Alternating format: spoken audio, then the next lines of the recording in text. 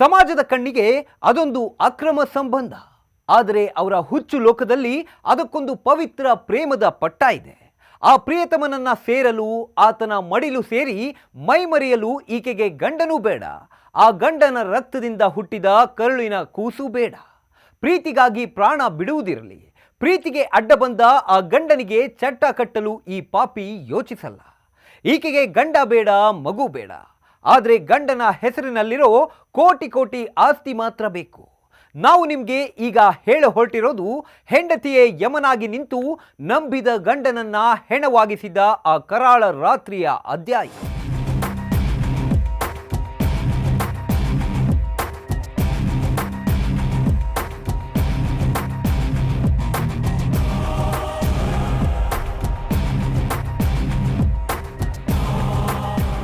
ಪ್ರಿಯ ವೀಕ್ಷಕರೇ, ಈ ಮುಸುಡಿನ ಸರಿಯಾಗೊಮ್ಮೆ ನೋಡ್ಕೊಳ್ಳಿ.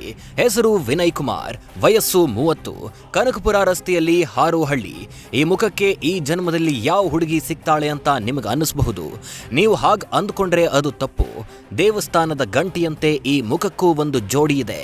ಆ ಜೋಡಿಯೇ ಗುಡ್ಡೆ ಬಸವೇಶ್ವರ ನಗರದ ಹರಿಣಿ.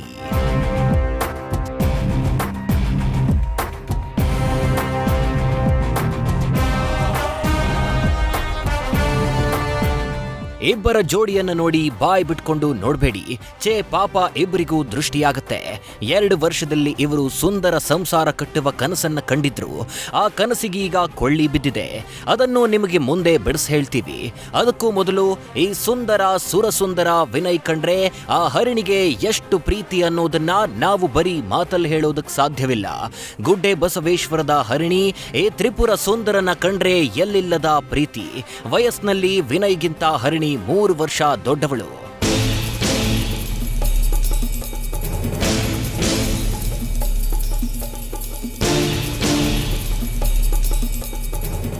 ಈ ಇಬ್ಬರ ಪರಿಚಯವಾಗಿದ್ದು ಸೋಷಿಯಲ್ ಮೀಡಿಯಾ ಮೂಲಕ. ಕೆಲಸ ಇಲ್ಲದ ಕುಂಬಾರ ಏನನ್ನೋ ಕೆತ್ತಿದ್ನ ಅನ್ನೋ ಹಾಗೆ 3 ಹೊತ್ತು ಮನೆಯಲ್ಲೇ ಇರ್ತಿದ್ದ ಹರಿಣಿ ಪಾತ್ರೆ ಸಾಮಾನುಗಳನ್ನ ತಿಕ್ಕೋ ಬದಲು ಮೊಬೈಲ್ ಅನ್ನ ತಿಕ್ತಿದ್ಲು. ಆ ಮೊಬೈಲ್ ಸೋಷಿಯಲ್ ಮೀಡಿಯಾದಲ್ಲಿ ಪರಿಚಯವಾದವನೇ ಈ ವಿನಯ್.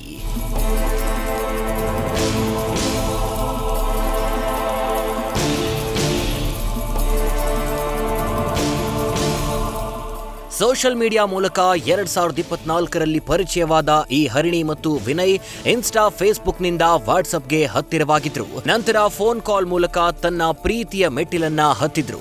ಬಹುಶಃ ಅವಳು ಸೋಷಿಯಲ್ ಮೀಡಿಯಾದಲ್ಲಿ ಅವನ ಮುಖ ನೋಡದೆ ವಿನಯ್ಗೆ ಹರಿಣಿ ಹತ್ತಿರವಾಗಬಹುದು ಅಂತ ಅಂದ್ಕೊಳ್ಳೋಣ. ಕಣ್ಣು ಮುಂದೆ ನೋಡಿದ್ರೆ ಖಂಡಿತ ಇವನನ್ನ ತಿರುಗಿಯೂ ಕೂಡ ನೋಡಲ್ಲ ಅಂತ ಅಂದ್ಕೊಂಡ್ರೆ ಆ ಊಹೆ ತಪ್ಪು. ವಿನಯ್ ಕಟ್ಟಿದ್ದ ಬಣ್ಣ ಬಣ್ಣದ ಮಾತುಗಳ ಬಿಲ್ಡಿಂಗ್, ಹರಿಣಿ ಫ್ಲಾಟ್ ಆಗಿದ್ಲು. ಅವನ ಬಣ್ಣದ ಮಾತು ಹಾಗೂ ಪ್ರೀತಿ ಹರಿಣಿಯ ಕಣ್ಣನ್ನ ಕಟ್ಟಿ ಹಾಕಿತ್ತು. ಈ ಪ್ರೀತಿಗೆ ಕಣ್ಣಿಲ್ಲ ಎಂಬ ರವಿ ಮಾಮನ ರೀಲ್ ಹಾಡನ್ನ ರಿಯಲ್ ಲೈಫ್ ನಲ್ಲಿ ನಿಜವಾಗಿಸಿದ್ರು.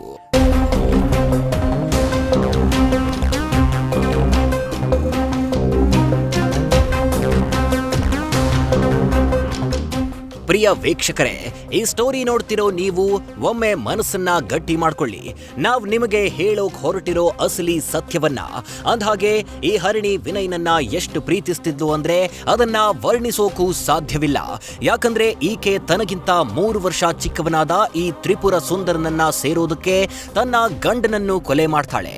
ಇನ್ನು ತನ್ನ ಪ್ರೀತಿಯನ್ನ ಸಾಬೀತುಪಡಿಸೋಕೆ ತಾನು ಜೀವ ಕೊಟ್ಟ ಮಗನ ಉಸಿರನ್ನು ಕೂಡ ನಿಲ್ಲಿಸ್ತಾಳೆ.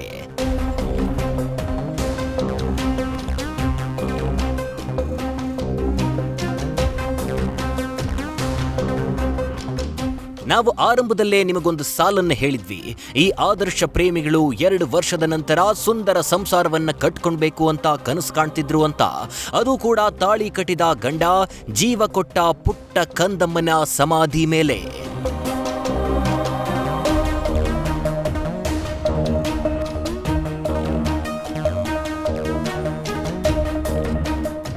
ಈ ಫೋಟೋದಲ್ಲಿ ಕಾಣಿಸ್ತಿರೋ ಮುಗ್ಧ ಹಾಗೂ ಸರಳ ಜೀವಿ ಹೆಸರು ಅಭಿನಂದನ್. ವಯಸ್ಸು 34 ವರ್ಷ. ತುಮಕೂರು ಜಿಲ್ಲೆ ಕುಣಿಗಲ್ ತಾಲೂಕಿನ ಹುಲಿಯೂತು ದುರ್ಗದ ಅಭಿನಂದನ್. ಊರು ಹುಲಿಯೂರಾದ್ರೂ ವ್ಯಕ್ತಿ ಮಾತ್ರ ಹಸು ಸ್ವಭಾವ. ಈತನಿಗೆ 5 ವರ್ಷಗಳ ಹಿಂದೆ ಅಂದ್ರೆ 2021ರಲ್ಲಿ ಗುಡ್ಡೆ ಬಸವೇಶ್ವರದ ಹರಿಣಿ ಜೊತೆ ಮನೆಯ ಹಿರಿಯರು ಒಳ್ಳೆ ಮುಹೂರ್ತ ನೋಡಿ ಮದುವೆ ಮಾಡಿಕೊಟ್ಟಿದ್ರು.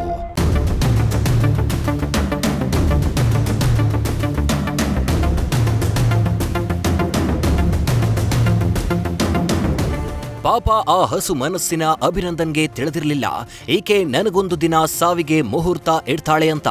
ತಾಳಿ ಕಟ್ಟಿ ತನ್ನ ಮನೆಗೆ ಹರಿಣಿಯನ್ನ ಬರಮಾಡ್ಕೊಂಡಿದ್ದ ಆರಂಭದಲ್ಲಿ ಇಬ್ಬರ ಸಂಸಾರ ಸುಂದರವಾಗೇ ಇತ್ತು.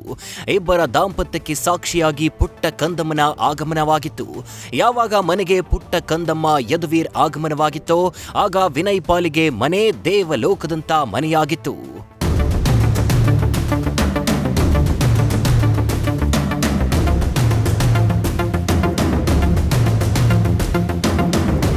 ಈ ದೇವಲೋಕ ದಿನಗಳು ಉರುಳಿದಂತೆ ನರಕವಾಗಿತ್ತು.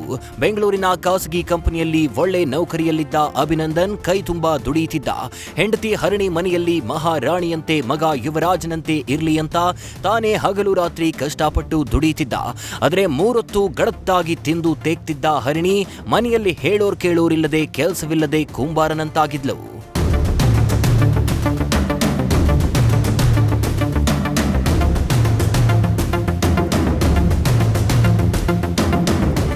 ಗಂಡ ಕೆಲಸಕ್ಕೆ, ಮಗ ಶಾಲೆಗೆ ಹೋಗುವುದನ್ನೇ ಕಾಯ್ತಿದ್ದ ಹರಿಣಿ ಯಾವಾಗ ತನ್ನ ತ್ರಿಪುರ ಸುಂದರ ವಿನಯ್ ಆಗಮನಕ್ಕೆ ಕಾಯ್ತಿದ್ಲು. ಹಾರೋಹಳ್ಳಿಯ ಸುಂದರಾಂಗ ಪ್ರೇಯಸಿಯ ಕರೆ ಬರ್ತಿದ್ದಂತೆ ಎಲ್ಲೇ ಇದ್ರೂ ಹಾರ್ಕೊಂಡು ಹರಿಣಿ ಮನೆಗೆ ಬರ್ತಿದ್ದ. ನಂತರ ನಡೆದಿದ್ದೆಲ್ಲ ಕುಲ್ಲಂ ಕುಲ್ಲ. ಹರಿಣಿಯನ್ನ ಪ್ರಶ್ನೆ ಮಾಡೋಕೆ ಮಾವ ಬದುಕಿರ್ಲಿಲ್ಲ, ಅತ್ತೆ ಜೊತೆ ವಾಸವಿರ್ತಿರ್ಲಿಲ್ಲ. ಕಳ್ಳ ಬೆಕ್ಕಿಗೆ ಇದಕ್ಕಿಂತ ಇನ್ನೇನು ತಾನೇ ಬೇಕಿತ್ತು ಹೇಳಿ. ಕಳ್ಳ ಬೆಕ್ಕು ಕಣ್ಣು ಬಿಟ್ಕೊಂಡೇ ಹಾಲು ಕುಡಿಯೋಕೆ ಶುರು ಮಾಡಿತ್ತು.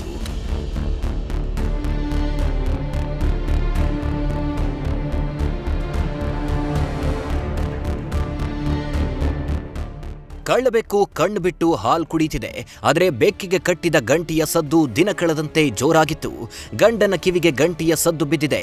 ಆಗ ಹಸುವಿನಂತ ಮನಸ್ಸಿನ ಗಂಡ ಅಭಿನಂದನ್ 4 ವರ್ಷದ ಯದುವೀರ್ ಭವಿಷ್ಯದ ದೃಷ್ಟಿಯಿಂದ ಹೆಂಡತಿಗೆ ಎಚ್ಚರಿಕೆ ಕೊಟ್ಟಿದ್ದ. ಆದರೆ ಪಕ್ಕದ ಮನೆ ಹಾಲಿನ ರುಚಿ ಕಂಡಿದ್ದ ಹರಿಣಿಗೆ ಗಂಡನ ಎಚ್ಚರಿಕೆ ಕಿವಿಗೆ ಹೋಗ್ಲಿಲ್ಲ.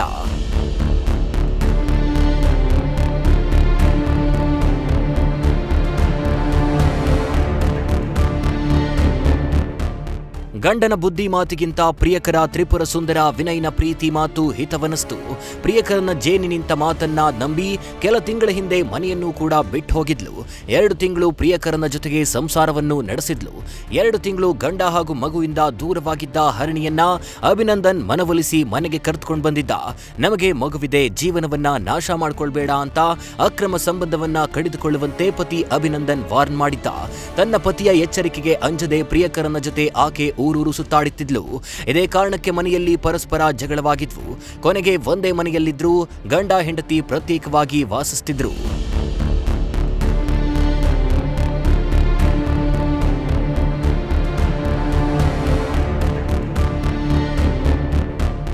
ಗಂಡ ಮಗ ಪ್ರತ್ಯೇಕವಾಗಿ ರೂಮಲ್ಲಿ ಮಲಗಿದ್ದಾರೆ. ಹರಿಣಿ ಮಾತ್ರ ಪ್ರಿಯಕರ ವಿನಯ್ ಜೊತೆ ರೂಮಲ್ಲಿ ಪಿಸುಗುಡುತ್ತಿದ್ಲು. ನನ್ನ ನಿನ್ನ ಪ್ರೀತಿಗೆ ಗಂಡ ಅಡ್ಡಿಯಾಗಿದ್ದಾನೆ, ಅವನನ್ನ ಹೀಗೆ ಬಿಟ್ರೆ ಸರಿಯಾಗಲ್ಲ ಅಂತ ಪಿಸು ಮಾತಲ್ಲೇ ಹರಿಣಿ ಹಾಗೂ ಪ್ರಿಯಕರ ವಿನಯ್ ಸ್ಕೆಚ್ ಹಾಕಿದ್ದಾರೆ. ಆಗಸ್ಟ್ 12 ನಾಗರ ಪಂಚಮಿಯಂದು ದೇಶದ ಹೆಣ್ಣು ಮಕ್ಕಳು ಗಂಡನ ಪಾದ ಪೂಜೆ ಮಾಡ್ತಿದ್ರೆ ಪತ್ನಿ ಹರಿಣಿ ಮಾತ್ರ ಪ್ರಿಯಕರನ ಜೊತೆ ಸೇರಿ ಗಂಡನ ಕೊಲೆಗೆ ಮುಹೂರ್ತ ಇಟ್ಟಿದ್ಲು.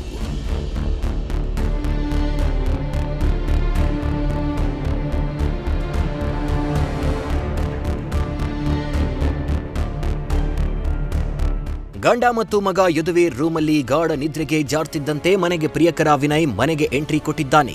ಗಂಡನ ರೂಮಿಗೆ ಎಂಟ್ರಿ ಕೊಟ್ಟ ಹರಿಣಿ ಗಂಡನ ಪಾದ ಪೂಜೆ ಮಾಡಬೇಕಿದ್ದವಳು ಮಲಗಿದ್ದ ಗಂಡನ ಕಾಲನ್ನ ಬಿಗಿಯಾಗಿ ಹಿಡಿದುಕೊಂಡ್ಲು. ಪ್ರಿಯಕರ ಗಂಡ ಅಭಿನಂದನ್ನ ಬಿಗಿಯಾಗಿ ಉಸಿರುಗಟ್ಟಿಸಿದ್ದ. ಆದರೆ ಅದು ವಿಫಲವಾದಾಗ ಬಲವಾದ ವಸ್ತುವಿನಿಂದ ಅಭಿನಂದನ್ ತಲೆಗೆ ಹೊಡೆದಿದ್ದಾನೆ. ತಲೆಯಲ್ಲಿ ಹಾಗೂ ಕಿವಿಯಲ್ಲಿ ರಕ್ತ ಬಂದಿದೆ. ಸ್ಥಳದಲ್ಲಿ ಸಾವನ್ನಪ್ಪಿದ್ದಾನೆ. ಇದನ್ನ ಕಂಡಾರೆ ಕಂಡ 4 ವರ್ಷದ ಮಗ ಯದುವೀರ್ ದಂಗಾಗಿದ್ದಾನೆ.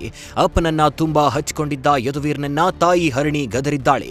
ಭಯಕ್ಕೆ ಹೆದರಿದ ಯದುವೀರ್ ತಕ್ಷಣ ಮಲಗಿದ್ದಾನೆ.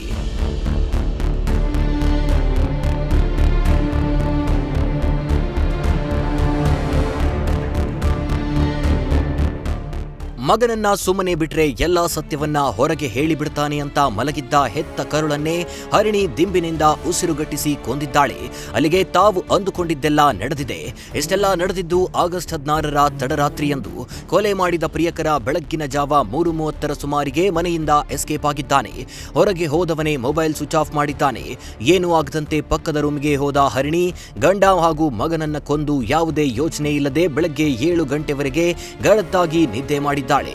ಬೆಳಗ್ಗೆ ಎದ್ದು ಕಣ್ಣು ಬಿಟ್ಟವಳು ಸೀದಾ ಅಕ್ಕಪಕ್ಕದ ಮನೆಯವರನ್ನ ಕರೆದು ಹೊಯ್ಸಳ ಪೊಲೀಸರಿಗೆ ಕರೆ ಮಾಡಿದ್ದಾಳೆ. ಈ ಸ್ಟೋರಿಯ ಪಾಪಿಗೆ ಯಾವುದಾದ್ರೂ ಹೃದ್ರೋಗ ಆಸ್ಪತ್ರೆಯಲ್ಲಿ ಒಂದು ಪೋಸ್ಟಿಂಗ್ ಕೊಡಿಸಬಹುದು.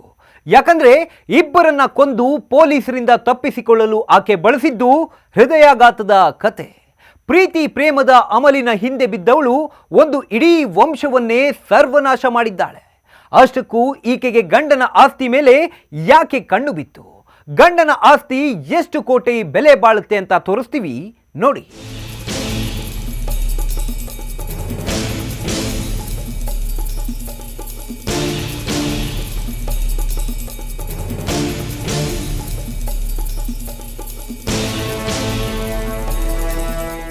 ಆಗಸ್ಟ್ 15 ಇಡೀ ದೇಶ ತ್ರಿವರ್ಣ ಧ್ವಜವನ್ನ ಎತ್ತಿ ಹಿಡಿದು ಸ್ವತಂತ್ರೋತ್ಸವದ ಸಂಭ್ರಮದಲ್ಲಿ ಮುಳುಗಿತ್ತು. ಆದರೆ ಬೆಂಗಳೂರಿನ ಚಿಕ್ಕಬಾಣಾವರದ ಆ ಸಣ್ಣ ಮನೆಯ ಕತ್ತಲ ಕೋಣೆಯಲ್ಲಿ ಹರಿಣಿ ಎಂಬ ಹೆಣ್ಣುಮಗಳು ತನ್ನ ಗಂಡನಿಂದ ತನಗೆ ಸ್ವಾತಂತ್ರ್ಯ ಬೇಕು ಅಂತ ಯಮಪಾಶ ಹೆಣೀತಿದ್ಲು. ಆಕೆಯ ಕಣ್ಣಿಗೆ ಜೊತೆಯಲ್ಲಿದ್ದ ಗಂಡ ಅಭಿನಂದನ್ ಮತ್ತು 4 ವರ್ಷದ ಹಸುಗೂಸು ಯದುವೀರ್ ಇಬ್ಬರು ತನಗೆ ಅಡ್ಡ ಬಂದ ಕಲ್ಲುಗಳಂತೆ ಕಾಣಿಸ್ತಿದ್ರು.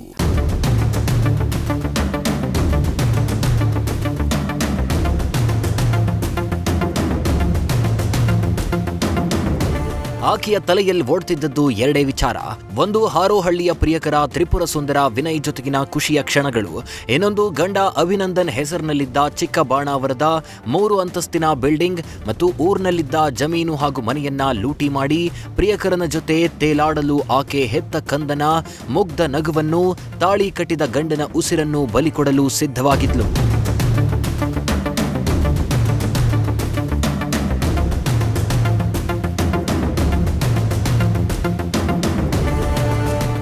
ಅದು ಆಗಸ್ಟ್ 16ರ ಕತ್ತಲ ರಾತ್ರಿ. ಟಿವಿಯಲ್ಲಿ ಬಿಗ್ ಬಾಸ್ ಅಗ್ನಿ ಪರೀಕ್ಷೆ ಶೋ ನಡೆಯುತ್ತಿತ್ತು. ಸೋಫಾ ಮೇಲೆ ಕುಳಿತು ಅಭಿನಂದನ್ ನಿರಾಳವಾಗಿ ಟಿವಿ ನೋಡ್ತಿದ್ದ. ದಿನವಿಡೀ ದುಡಿದು ಆಯಾಸಗೊಂಡಿದ್ದ ದೇಹ ಕಾಲಕ್ರಮೇಣ ನಿದ್ದೆಗೆ ಜಾರ್ತು. ಪಕ್ಕದಲ್ಲೇ ಪುಟ್ಟ ಯದುವೀರ್ ನಿದ್ರಿಸ್ತಿದ್ದ. ಟಿವಿ ಆಫ್ ಆಯಿತು. ಇಡೀ ಮನೆ ಗಾಢ ಅಂಧಕಾರ ಮತ್ತು ನಿಶ್ಶಬ್ದತೆಯಲ್ಲಿ ಮುಳುಗಿ ಹೋಗಿತ್ತು.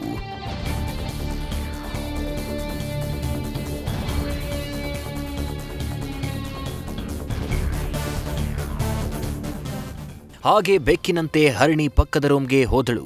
ಪ್ರಿಯಕರ ವಿನಯ್ಗೆ ಪಿಸುಮಾತಿನ ಕರೆ ಹೋಯ್ತು. ಎಲ್ಲ ರೆಡಿ ಇದೆ, ತಕ್ಷಣ ಬಾ.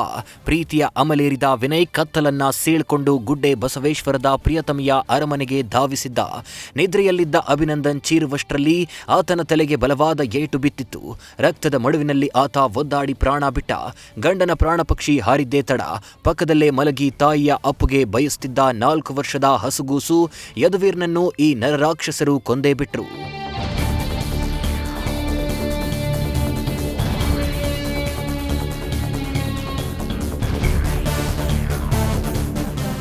ಕೃತ್ಯ ಮುಗಿಯುತ್ತಿದ್ದಂತೆ ವಿನಯ್ ಪ್ರೇಯಸಿಯ ಅರಮನೆಯಿಂದ ಬೆಳಗಿನ ಜಾವ 3:30 ಸುಮಾರಿಗೆ ಹಾರಿ ಹೋದ.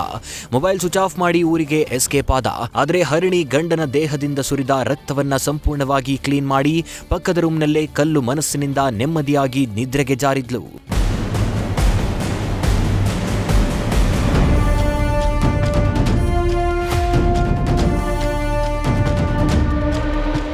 ಬೆಳಗಾಗ್ತಿದ್ದಂತೆ ಹರಿಣಿ ತನ್ನ ಸೈಕೋ ಮಾಸ್ಟರ್ ಪ್ಲಾನ್ ಜಾರಿಗೆ ತಂದಿದ್ದಾಳೆ.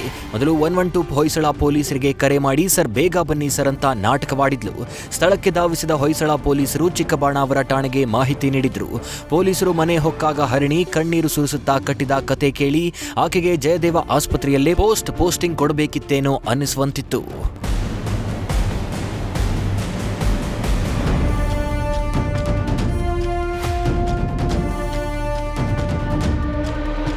ಅಯ್ಯೋ ಸರ್, ನನ್ನ ಗಂಡನಿಗೆ ಮೊದಲೇ ಹುಷಾರಿರಲಿಲ್ಲ. ಬೇರೆ ಹೆಂಗಸರ ಜೊತೆ ಅಕ್ರಮ ಸಂಬಂಧ ಆಯಿತು. ಮಧ್ಯರಾತ್ರಿ ಏಕಾಏಕಿ ಹಾರ್ಟ್ ಅಟ್ಯಾಕ್ ಆಯಿತು. ಎದೆ ಹಿಡಿದುಕೊಂಡು ಮಲಗಿದ್ದ ಮಗನ ಮೇಲೆಯೇ ಬಿದ್ದು ಬಿಟ್ಟ. ಇಬ್ಬರು ಉಸಿರುಗಟ್ಟಿ ಸತ್ತು ಹೋದ್ರು ಅಂತ ಬೆಕ್ಕಿ ಬೆಕ್ಕಿ ಅತ್ತಳು. ಅಷ್ಟೇ ಅಲ್ಲ, ನಿನ್ನೆ ರಾತ್ರಿ ಹೃದಯಾಘಾತಕ್ಕೂ ಮೊದಲು ಗಂಡನ ಕಿವಿಯಿಂದ ರಕ್ತ ಬರ್ತಿತ್ತು. ಅದಕ್ಕೆ ಅರಿಶಿಣ ಹಚ್ಚಿದ್ದೆ ಅಂತಲೂ ಕತೆ ಹೇಳಿದ್ಲು.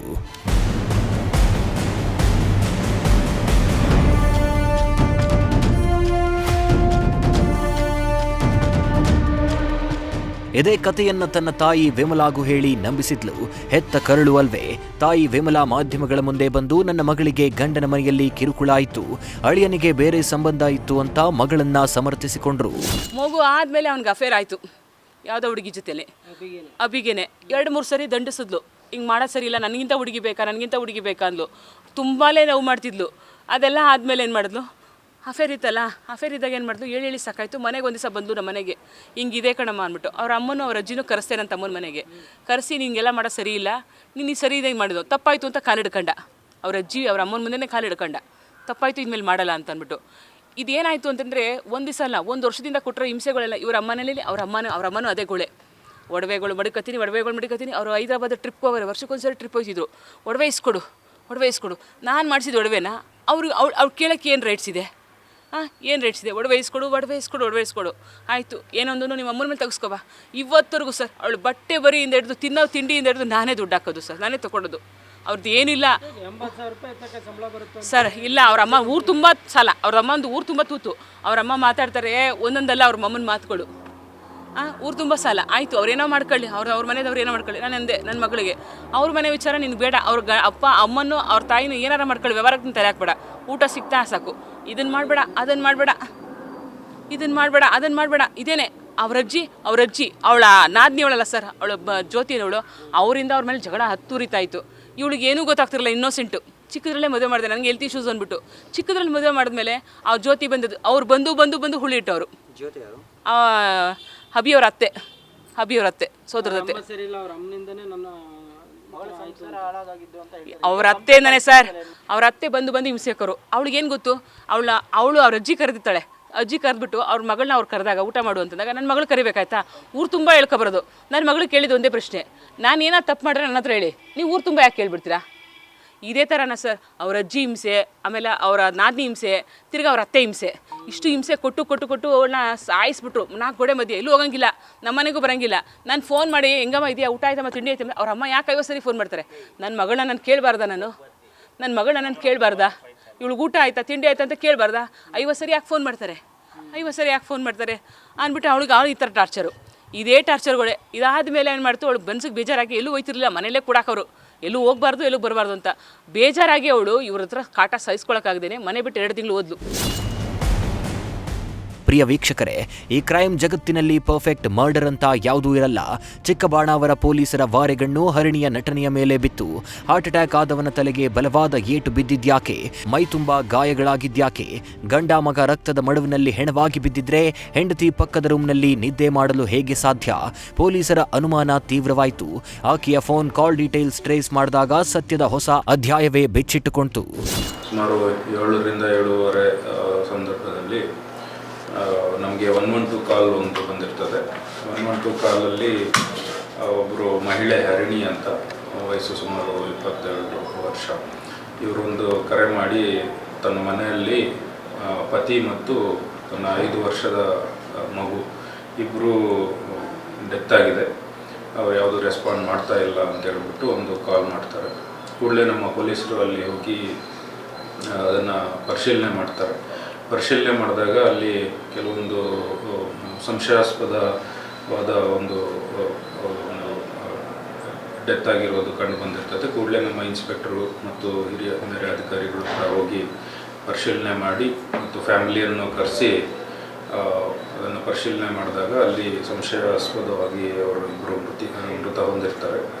ಸೊ ಕೂಡಲೇ ಅವರ ತಾಯಿ, ಮೃತ ಅಭಿನಂದನ್ ಅನ್ನೋ ವ್ಯಕ್ತಿ, ಆತನ ತಾಯಿ ಬಂದು ಇದು ಕೊಲೆ ಪ್ರಕರಣ ಆಗಿದೆ ಅಂತ ಸಂಶಯವನ್ನು ವ್ಯಕ್ತಪಡಿಸಿ ನಮ್ಮಲ್ಲಿ ಒಂದು ಕೊಲೆ ಪ್ರಕರಣವಾಗಿ ಒಂದು ಕಂಪ್ಲೇಂಟ್ ಕೊಟ್ಟಿದ್ದಾರೆ. ಈ ಹಿನ್ನೆಲೆಯಲ್ಲಿ ನಾವೊಂದು ಕೊಲೆ ಪ್ರಕರಣವನ್ನು ದಾಖಲು ಮಾಡಿಕೊಂಡು ತನಿಖೆಯನ್ನು ಮಾಡಲಾಗ್ತಾ ಇದೆ.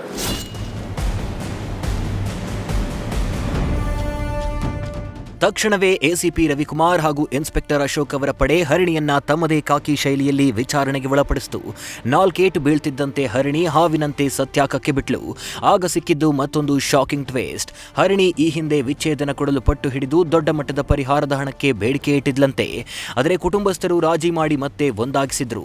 ಇದೀಗ ಪತಿಯ ಆಸ್ತಿಯನ್ನೆಲ್ಲ ಹೊಡೆಯಲು ಪ್ಲಾನ್, ಕೊಲೆ ಸಂಚು ರೂಪಿಸಲಾಗಿತ್ತು. ಅಷ್ಟೇ ಅಲ್ಲ, ಆಗಸ್ಟ್ 16ಕ್ಕೂ ಮೊದಲು ಗಂಡನನ್ನ ಕೊಲ್ಲಲು ಪ್ಲಾನ್ ಮಾಡಿ ಫೇಲ್ ಆಗಿದ್ದ ವಿಚಾರವೂ ಬಯಲಿಗೆ ಬಂದಿದೆ. ಸರ್, CCTV ಆಫ್ ಆಗೋದು, ಆನ್ ಆಗೋದು ಇದೆಲ್ಲ ಈಗ ಅದು ಪರಿಶೀಲನೆ, ಅವ್ರ ಮನೆಗೆ CCTV ಅನ್ನು ಇನ್ಸ್ಟಾಲ್ ಮಾಡಲಾಗಿದೆ, ಅದನ್ನು ಪರಿಶೀಲನೆ ಮಾಡ್ತಾ ಇದ್ದಾರೆ. ಅದು ಫುಟೇಜ್ ಸರಿಯಾಗಿ ಸೇವ್ ಆಗದಿರೋದು ಕಂಡು ಬಂದಿದೆ. ಸೊ ಡೀಟೇಲ್ ಆಗಿ ಅದನ್ನು ವೆರಿಫೈ ಮಾಡ್ತಾ ಇದ್ದೀವಿ. ಇದು ಇಂಟೆನ್ಷನಲ್ಲಿ ಏನಾದರೂ ಆಫ್ ಮಾಡಿ ಏನಾದರೂ ಘಟನೆ ಆಗಿದೆಯಾ ಅನ್ನೋದು ಸಂಶಯ ಇದೆ. ಸೊ ಆದ್ದರಿಂದ ಅದನ್ನು ಡೀಟೇಲಾಗಿ ವೆರಿಫೈ ಮಾಡ್ತಾ ಇದ್ವಿ ಮತ್ತು ಈ ಮಹಿಳೆ ಕೂಡ ನಾವು ಕ್ವಶನ್ ಮಾಡಿದ ನಂತರ ಹೇಗಾಯಿತು ಎಕ್ಸಾಕ್ಟಾಗಿ ಅನ್ನೋದು ತಿಳಿದು ಬರ್ತದೆ. ಸೋಕೋ ಅಧಿಕಾರಿಗಳು ಕೂಡ ಸ್ಥಳಕ್ಕೆ ಭೇಟಿ ನೀಡಿದ್ದಾರೆ. ಅವರು ಕೂಡ ಎಲ್ಲ ಪರಿಶೀಲನೆ ಮಾಡಿದ್ದಾರೆ. ಬಾಡಿಗಳನ್ನ ಪೋಸ್ಟ್ ಮಾರ್ಟಮ್ ಎಕ್ಸಾಮಿನೇಷನ್ ಮಾಡಿಸಿದ ನಂತರ ಎಕ್ಸಾಕ್ಟಾಗಿ ಅವರು ಡೆತ್ಗೆ ಏನು ಕಾರಣ, ಸಾವಿಗೆ ಏನು ಕಾರಣ ಅನ್ನೋದು ತಿಳಿದು ಬರ್ತದೆ.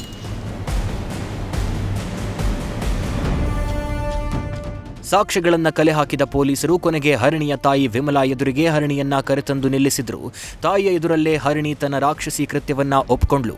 ತಾನು ಕಣ್ಣು ಮುಚ್ಚಿ ನಂಬಿದ್ದ ಮಗಳೇ ಈ ಮಟ್ಟದ ಮಹಾಪಾಪಿ ಅಂತ ತಿಳಿದ ತಾಯಿ ವಿಮಲಾ ಆಘಾತದಿಂದ ದಂಗಾದ್ರು. ಥೂ ಪಾಪಿ ಅಂತ ಪೊಲೀಸರ ಎದುರಲ್ಲೇ ಮಗಳಿಗೆ ಶಾಪ ಹಾಕಿ ಮಗಳ ಮುಖವನ್ನು ನೋಡಲಾಗದೆ ಅಳುತ್ತಾ ಠಾಣೆಯಿಂದ ಓಡಿ ಹೋದ್ರು. ಅತ ಊರಿಗೆ ಎಸ್ಕೇಪ್ ಆಗಿದ್ದ ಪ್ರಿಯಕರ ತ್ರಿಪುರ ಸುಂದರ ವಿನಯ್ನನ್ನ ಪೊಲೀಸರು 24 ಗಂಟೆಯೊಳಗಾಗಿ ಕಾಲರ್ ಹಿಡಿದು ಎಳೆತಂದಿದ್ದಾರೆ. ಬಾಡಿ ಮೇಲೆಲ್ಲ ಗಾಯದ ಗುರುತುಗಳಾಗಿದೆ, ಮನೆ ಮೇಲೆಲ್ಲ ರಕ್ತ ಚೆಲ್ಲಿ ಅದನ್ನು ಒರೆಸಿದ್ದಾರೆ ಅನ್ನೋ ಒಂದು ಸಸ್ಪೆಕ್ಟ್ ಕೂಡ ಇದೆ. ಸ್ವಲ್ಪ ಅಲ್ಲಿ ಕಲೆ ಮನೆ ಮುಂದೆ ಕಾರಿಡಾರ್ ಅಲ್ಲಿ ಒಂದು ರಕ್ತದ ಕಲೆ ತರ ಇದೆ. ಸೊ ಅದನ್ನೆಲ್ಲ ಈಗ ಎಕ್ಸಾಮಿನ್ ಮಾಡಬೇಕು. ಅದು ಕೆಂಪು ಕಲೆ ಇದೆ, ಅದು ಬ್ಲಡ್ ಅಲ್ವಾ ಅನ್ನೋದು ವೆರಿಫೈ ಮಾಡಬೇಕಾಗ್ತದೆ. ಆದರೆ ಆತನ ಮೃತ ವ್ಯಕ್ತಿಯ ಮುಖದ ಮೇಲೆ ಸಣ್ಣ ಪುಟ್ಟ ಗಾಯಗಳಿದೆ.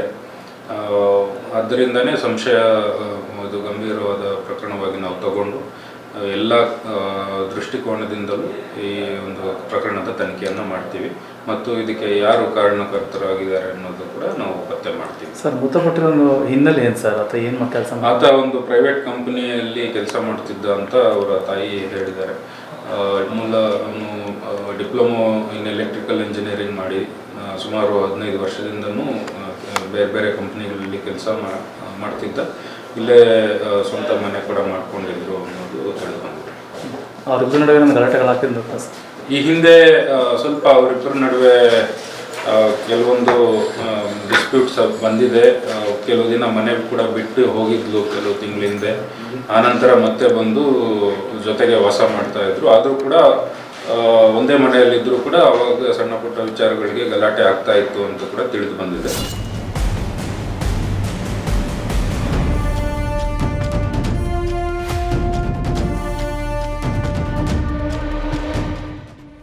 ಈ ರಕ್ತ ಸಿಕ್ತ ಕಥೆಯ ಅತ್ಯಂತ ದುರಂತ ಭಾಗವಂದ್ರೆ ಅಭಿನಂದನ್ ಕುಟುಂಬದ ಅಲ್ಪಾಯುಷ್ಯದ ಶಾಪ.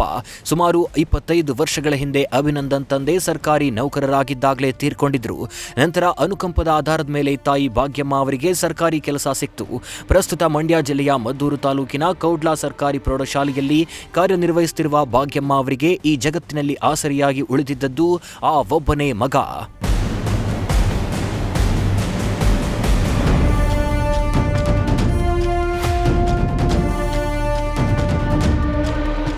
ವಂಶವನ್ನ ಬಳಸಬೇಕಿದ್ದ 4 ವರ್ಷದ ಮೊಮ್ಮಗನೂ ಇಲ್ಲ, ಆಸರಿಯಾಗಬೇಕಿದ್ದ ಮಗನೂ ಇಲ್ಲ. ಹರಿಣಿ ಎಂಬ ರಾಕ್ಷಸಿಯ ರಕ್ತದಾಹಕ್ಕೆ ಇಡೀ ವಂಶದ ಕುಡಿಯೇ ಕುಸಿದು ಬಿದ್ದಿದೆ. ತಾಯಿ ಭಾಗ್ಯಮ್ಮ ಇಂದು ದಿಕ್ಕಿಲ್ಲದೆ ಕಣ್ಣೀರ ಕಡಲಿನಲ್ಲಿ ಅನಾಥವಾಗಿ ನಿಂತಿದ್ದಾರೆ. ಪ್ರೀತಿ ಮತ್ತು ಆಸ್ತಿಯ ದುರಾಸೆಗೆ ಹೆತ್ತ ಕಂದಮ್ಮನನ್ನೇ ಬಲಿ ಪಡೆದ ಈ ಹಂತಕರಿಗೆ ಕಾನೂನಿನ ಕಠಿಣ ಶಿಕ್ಷೆಯಾದಾಗ ಮಾತ್ರ ಮಗ ಹಾಗೂ ಮೊಮ್ಮಗನನ್ನ ಕಳೆದುಕೊಂಡು ಅನಾಥವಾಗಿರುವ ಭಾಗ್ಯಮ್ಮ ಕಣ್ಣೀರಿಗೆ ನ್ಯಾಯ ಸಿಕ್ಕಂತಾಗತ್ತೆ.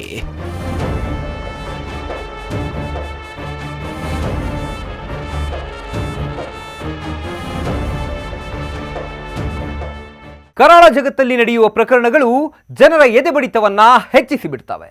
ಈ ಕೊಲೆ, ದರೋಡೆ, ರಕ್ತಪಾತಗಳು ಕಣ್ಮರೆಯಾಗ್ಲಿ, ಕ್ರೈಮ್ಗಳೇ ಇಲ್ಲದ ಲೋಕ ಇದಾಗ್ಲಿ, ಕೈದಿಗಳೇ ಇಲ್ಲದ ಜೈಲುಗಳಿರಲಿ ಅಂತ ಹೇಳ್ತಾ ಇದಾಗಿತ್ತು ಇವತ್ತಿನ ಕ್ರೈಮ್ ರಿಪೋರ್ಟ್. ಕ್ಷಣ ಕ್ಷಣದ ಮಾಹಿತಿಗಾಗಿ ನೋಡ್ತಾ ಇರಿ ನ್ಯೂಸ್ ಫಸ್ಟ್, ನಿರ್ಭೀತಿಯಿಂದ ನಿಮ್ಮ ಪರವಾಗಿ.